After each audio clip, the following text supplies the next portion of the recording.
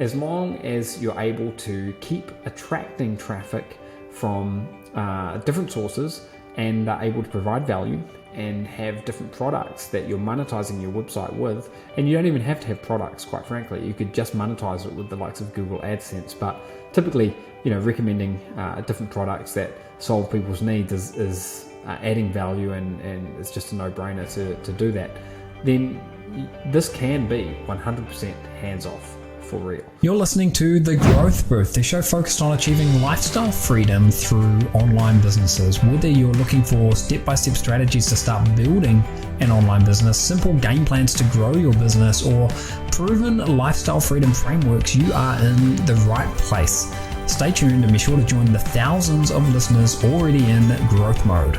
Aidan Booth here, welcome to episode number 71 of The Growth Booth, where today I want to talk about how AI technology is changing the game and how you can use it to make a lot of money with niche websites. And I'm specifically going to walk through the technology that I'm using and the 10 steps that I'm using to earn thousands of dollars per day, day after day after day, from simple niche websites that absolutely anyone can build. Now, I think the time that we're in right now with the technology that's available has catapulted the viability of these niche sites to a place that it's never been before.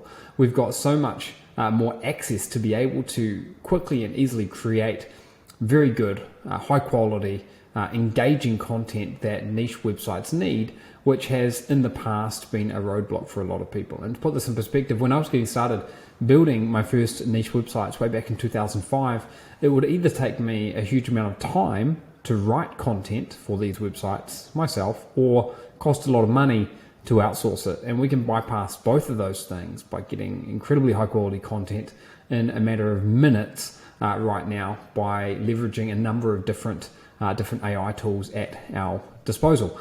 Now, I think this is an important topic because it's very timely with the advancements in AI and just the speed at which you can get results and the amount of leverage that's at your disposal. I sort of feel like this is a train that's leaving the station and you can jump on and reap the rewards. Otherwise, if you come and look at this in a year's time, perhaps the industry would have changed and been in a different situation at that point in time.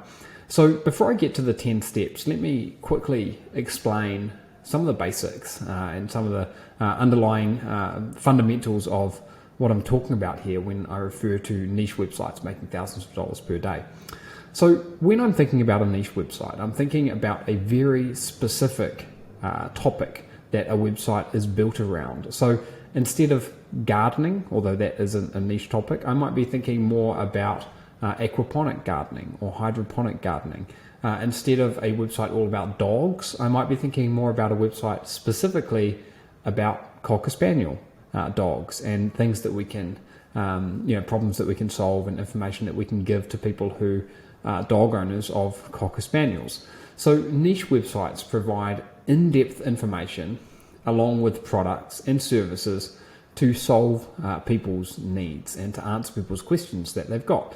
So to give you a few more examples, things like health and wellness, that's quite a wide niche, but you could drill down into that. Same with gardening, same with cooking, fashion, technology, and many, many more. Now, the way that we make money is by first getting traffic, and then once we've got that traffic, either serving up advertisements for things that are related to products that people may want to buy to solve problems that they may have, or simply by having ads through the likes of AdSense, Google AdSense, where if someone clicks on an ad that's on your website, then you get paid every time they click on it.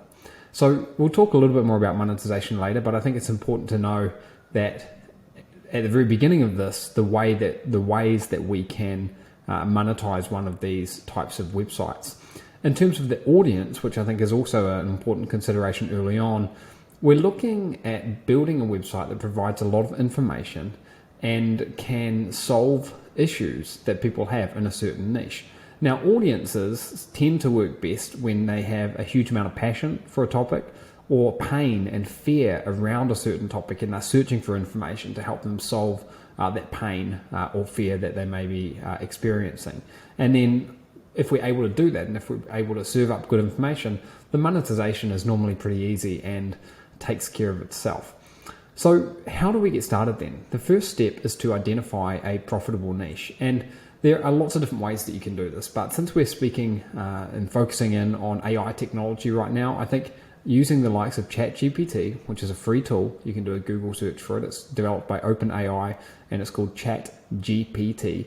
You can uncover lots of profitable niches that you may have never even been able to imagine before. So I just did this recently. I went into my ChatGPT account and asked it to give me a bunch of niches, and it came back with things like home brewing, craft beer and cider, 3D printing and design for hobbyists, ethical and sustainable travel, indoor rock climbing, cold water swimming and gear associated with that, home espresso machines and coffee culture, natural parenting and baby products, homesteading, virtual reality gaming, tabletop role-playing games and accessories. And there are thousands and thousands of little niches like this that you can use to make money. But before going any further, it's important to validate that you're actually going to be able to make money from them, because it's one thing to be able to get traffic coming in, but if the niche is not something that can be commercialized and monetized, then if the objective is to make money, then that's not very good. So the next step number 2, is to validate the niche. And the way that we do this, and we're not just talking about monetization here, we're also talking about demand and interest. So demand and interest are two things that are really important when you are looking at analyzing a niche. And one of the best ways to analyze this is looking at the search volume.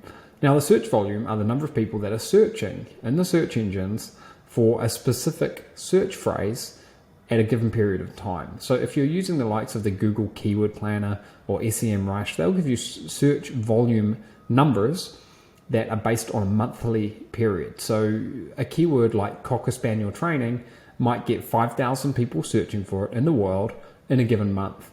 Now, with Cocker Spaniel training, you'd also have Cocker Spaniel barking, Cocker Spaniel digging problems, Cocker Spaniel anxiety, and a whole bunch of other different keywords. And each one of those keywords can potentially be bringing you traffic. So looking at the search volume and making sure that a niche is going to be able to provide you with enough search volume is the first step. The other thing that I like to do is to make sure that a niche is not like a flash in the pan, to make sure it's not something that's here today and gone tomorrow. And Google Trends is a good free tool that you can use to have a look at this. And you can do a Google search for Google Trends, and you'll find that you can put a keyword into Google Trends and it will give you a graph showing you the interest in terms of search volume over a period of time. And as long as that graph is fairly steady and not declining or not flatlining at 0, then you're normally good to go.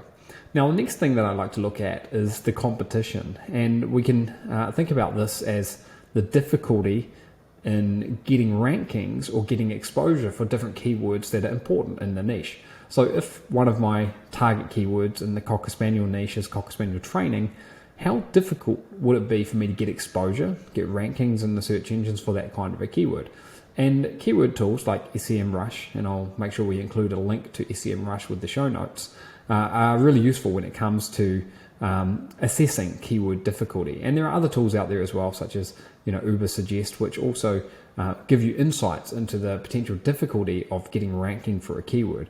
But we want to look at this as a whole, because there are thousands and thousands of different keywords out there that are related to each and every niche. So you can't just look at one keyword like Cocker Spaniel training. You want to look at dozens of keywords and assess, do you think that this would be a keyword that you could potentially get exposure around? So again, SEMrush is a good tool there. And for keyword difficulty, I think anything with a keyword difficulty of under 50, as SEMrush rates it or scores it, is fair game. That's a keyword that you could get ranked for, and the lower the better. So under 20, keyword difficulty of under 20 in SEMrush is something that I think you could get rankings for in the very short term. And by that I mean a matter of weeks.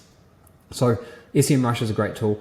You can also use AI like ChatGPT to gather intelligence about the commercial viability of a niche by looking at the pricing of products in a niche. So if I was getting into the Cocker Spaniel niche, I might ask ChatGPT, what are the most important products or most useful products that people who have got Cocker Spaniels will buy? And that would give me a list back of different products. And then I can ask even further and say, what do these products typically cost? And based on this, I'll be able to start to get a feeling about the cost of products in the niche. And as long as the product's not dirt cheap, as long as they're not selling for $2 or $3, if they're sort of $20, $30, $50 or more, then there's probably plenty of money to be made, as long as there is search volume as well. A quick message now from the sponsor of today's show, which is Float Hosting. If you want to save 50% on your annual hosting, then head over to Float Hosting using the special link, which is thegrowthbooth.com/float. And using that link, you're going to see how you can save 50%, over $100 on your annual subscription to the most popular plan at Float Hosting. And because I own Float Hosting, I will make sure that you get well looked after. Now, back to the show. The next thing you might want to do is to choose a domain name. And for this, nowadays, I basically just go straight to ChatGPT and I ask it to help me come up with a domain name. And I recently actually did this for a niche that I was looking at. And what I said to ChatGPT was this, and I'll read this out. I said, help me come up with a list of domain name ideas for the parenting niche. The name should combine words that represent the niche and have fewer than 18 characters in length, not including the .com.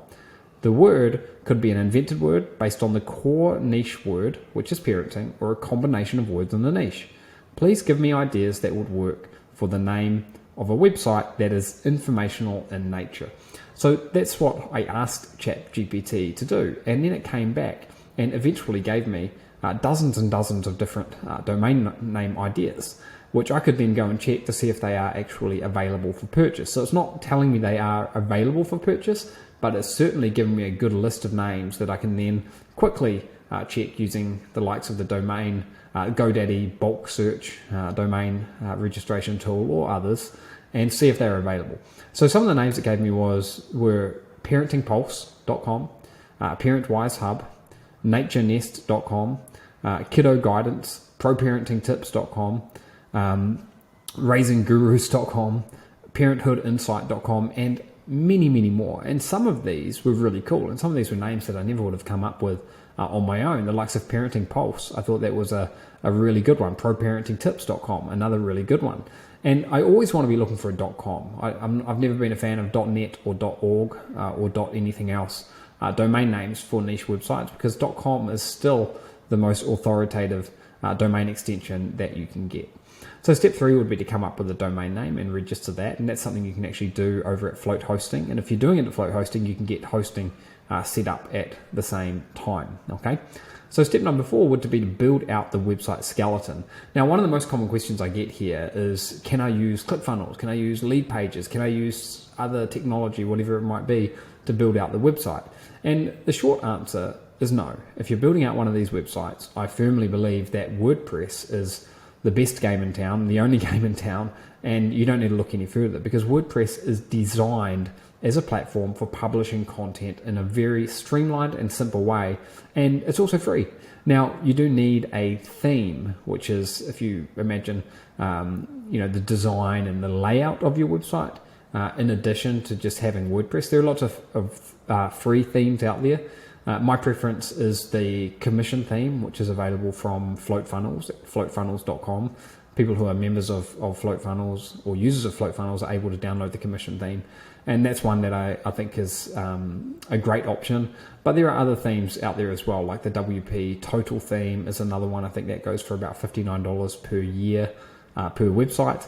The commission theme is good in that you can use it on multiple websites and you don't need to keep paying for it. So you need to access FloatFunnels, you download it, and then you can continue to use it. So anyway, without getting into the weeds of that, what we're trying to do in step 4 is build out the skeleton of the website, and that includes installing WordPress and installing a theme, and maybe setting up some other things like a logo, which you could create using Canva or any image creation tool. I'm really enjoying using the Bing image creator at the moment. It's an AI image creation tool, and I think that you could create some really good logos with that. But Canva is also a great go-to option. Now, step number 5, after you've built out the skeleton of the website, is to find topics for what I call the pillar content. And what we're really looking for here are search phrases that people are using that represent the low-hanging fruit in a niche, that represent keywords or search phrases where there's a significant amount of search volume but not that much competition.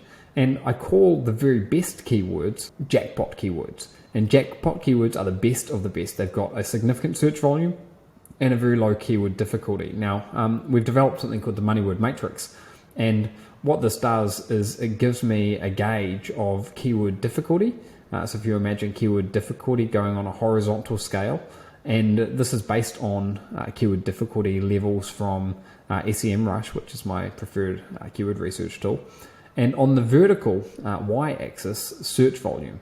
So if something has got a search volume of 1,000 or more, then that's a good amount of search volume, and that would put it in jackpot territory if the keyword difficulty was 0 to 29, for example. And I'll include the money word matrix so you can see what that looks like in the show notes over at thegrowthbooth.com. Navigate to episode number 71, and we'll make sure that down below the video we embed the money word matrix so you can see how keyword difficulty and search volume combine to serve up jackpot keywords, excellent keywords, and so on and so forth. And we're trying to find, again, the sweet spot, identifying topics that we can create content about that represent a significant amount of traffic without being overly difficult. That's ultimately what we're trying to do. And I like to publish 10 pieces of content initially and then take the site live. Now, in terms of the amount of content, I'm always looking at doing content that's greater than 800 words for each piece of content, and ideally 1,500 words or more. So we're looking at creating 10 pieces of content, and we can do that in step 6, which is where we handle content creation. And using ChatGPT, using AI technology is a complete no-brainer for this right now. It's just so simple. You need to know how to use it the right way. You need to know the kind of prompt that you can put in to get it to create the kind of content that you need. And you need to make sure that whatever content is created is still written for humans. We don't want something that sounds too robotic. We don't want something that sounds like it's just been written by some half-baked AI tool. We want something that sounds like it's been written by a very competent human being for other humans to read. And you can achieve that with ChatGPT when you know how you're using it. Now, there have been rumors out there saying that, Google and so forth don't like AI-generated content. The reality is that when you're creating content in the right way, Google would have no way of knowing at all, ever, if it was created by an AI tool or written by a highly paid journalist. It would be impossible for them to work that out. And you can achieve that when you're using the right kind of prompt. Now, there are other AI tools and websites out there that will gauge the amount of originality that content has, and you can use those, and we'll include a link to one of my favorites in the show notes. But ultimately, you can get what you need from a free ChatGPT account. Okay, so content creation will be the next thing, and you can pump out this content very quickly. It doesn't take too long. You can wordsmith it, and then it's a case of just copying and pasting it over into your WordPress platform. The next step would be to add images. This is step number 7, and you can handle images in a multiple number of ways. You can get images from stock image sites like 123rf.com, iStockPhoto, Pixabay is another one. There are dozens of these out there, and this is where you would typically pay for an image or use royalty-free images on your website. Another option, though, is to leverage AI and come up with a completely new 100% unique image, and you can use the likes of the Bing image creator for this. You can use DALL-E is another one.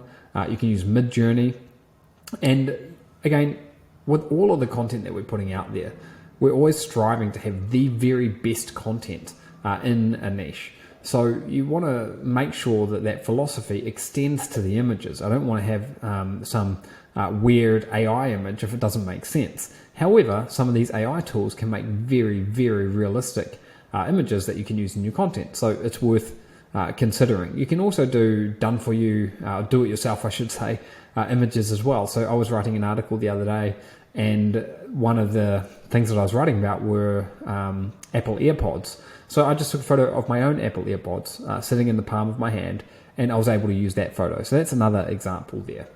In terms of video content, I've got this at step number 8, and it's actually optional, but video content can add a lot of stickiness to your website and add a lot more depth to the website. And in terms of using AI to create videos, you can actually do that right now. You can use the likes of ChatGPT to provide a script, which can then be turned into spoken language using Speechify.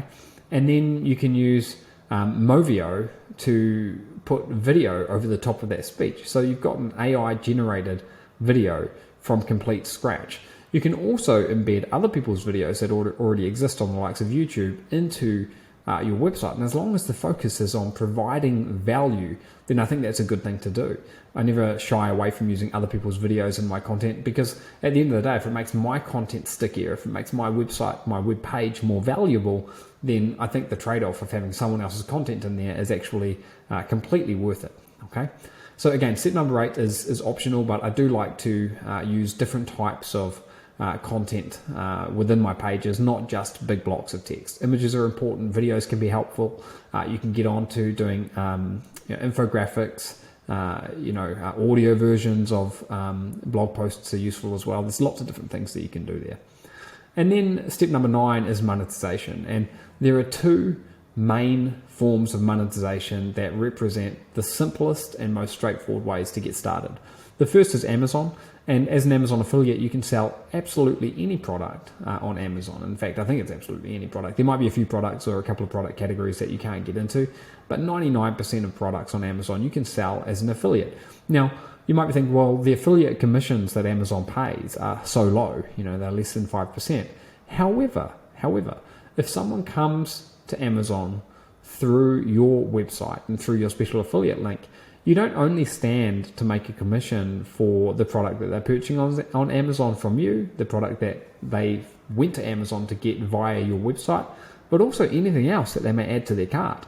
So if you've got a dog training accessory that you're talking about on your website, and you've got a link in that blog post going to Amazon, and someone clicks on that and they buy that dog training accessory, if they then go and buy other bits and pieces that they might be sitting in their shopping cart, and not even on the same day, but in the weeks ahead, you will also get commissions for those as well. So it can actually get pretty lucrative pretty quickly. So that's the first go-to form of monetization.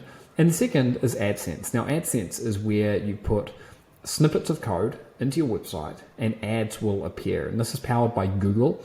And Google will create ads and they'll put them into your website. You don't have to do anything. You just need to copy in the snippet of code. And then when people come to your website, if they click on one of the Google ads, then you will get paid AdSense revenue every single time someone clicks. So if you're getting a lot of traffic to your website, this is a great way to monetize. Even if you're not getting a lot of traffic, it's still a great way to monetize. And then beyond this, there are niche specific affiliate programs as well. You could have your own product. And of course, you could add in email marketing, which is something that I would absolutely always recommend doing. You can use SendPad for this. You can go to sendpad.com to learn about this. And it's a simple way. It's an autoresponder that allows you a quick and easy way to start capturing email leads on your website. And then you can monetize those. So, typically for every single lead that you've got coming in, you should expect to make at least a few dollars a month at bare minimum. So if you think about building up a list of 1,000 subscribers, if you were able to make $1 per week from each of those 1,000 subscribers, that'd be $52,000 in the space of a year. And we're just talking about $1 per week, from each one of those subscribers. And if you are capturing subscribers and building that subscriber list in a way that means you're getting very targeted, interested people, then that is totally doable. Not only is it doable, but I think it's a starting point, at least it would be for me, for what I would be aiming for. And I think with 1,000 raving fans like this, 1,000 true fans, you can actually expect to be earning probably $100,000 per year in email marketing profits. So email marketing, very, very lucrative, and something that you'd want to add into the mix when you've got content up and running. Now, step number 10 is traffic. And all of the work that you've done so far is kind of pointless if no one ever comes and visits your website. So there are multiple different ways that you can get traffic, but luckily there are not too many ways. It's, the common suspects, the likes of search engine optimization. This is where you get free traffic from the search engines, and it's actually quite systematic in in being able to get this kind of traffic nowadays. And it comes from having, first and foremost, a foundation of high quality content, and then doing some link building. So getting some exposure out there, getting links on relevant websites. And this is something you can do yourself using manual outreach strategies, or you could use paid services to achieve this as well. So there are different approaches here, and this would be a good topic for another day, diving into what we're doing with search engine optimization and what's working right now. But that's just one of the sources of traffic. And keep in mind that when we're talking about search engine optimization traffic, we're talking about potentially being able to tap into thousands and thousands of different keywords, each of which could bring you, 1, 2, a dozen, 20 more even visitors per day. So when you stack these on top of one another, the traffic flow can grow pretty quickly. You've then got social traffic and leveraging the likes of Facebook and Instagram. Also, Pinterest is great for traffic that comes through images, YouTube, and on top of all of this, paid traffic as well. So you've got lots of different options there. And once you're at this stage, it's really a case of rinsing and repeating. It's adding more content. It's making sure you continue to double down on the traffic strategies. And as long as you do this in a systematic fashion and persevere with it, you can make money with it. And how much money can you make from it? Well, I know from personal experience that you can make thousands of dollars per day from this simple type of website, which adds value to the people that come and consume the content. You might also be wondering, how hands-off can this really be? Does it take up a lot of time? And the answer is it can be 100% hands-off. It's affiliate marketing at its core, meaning that you don't have to worry about delivering products to anyone. You don't have to worry about customer support for anyone. As long as you're able to keep attracting traffic from different sources and are able to provide value and have different products that you're monetizing your website with. And you don't even have to have products, quite frankly. You could just monetize it with the likes of Google AdSense. But typically, recommending different products that solve people's needs is adding value, and it's just a no-brainer to do that. Then this can be 100% hands-off for real. Now, my experience in almost 20 years of building niche websites is that they absolutely rock. And they just got better because the content creation part just got that much easier. What works is generating the very best content, rinsing and repeating that, systematizing it, putting a system in place whereby you can step away and you don't even have to be involved in the content creation, and then letting the machine build upon itself. And it's one of those things where you can start to get compounding returns over time, because your website can get bigger and bigger and bigger, more and more trusted, more people coming in from more places, and it can result in an amazing passive income stream. So that's what I've got for you today. This is episode number 71 of The Growth Booth. Remember to head over to thegrowthbooth.com and you can find out about some of the different resources that I've mentioned here. You can get a transcript, show notes, and all that good stuff, okay? And make sure you tune back in next week for the next episode of The Growth Booth. I'll see you then.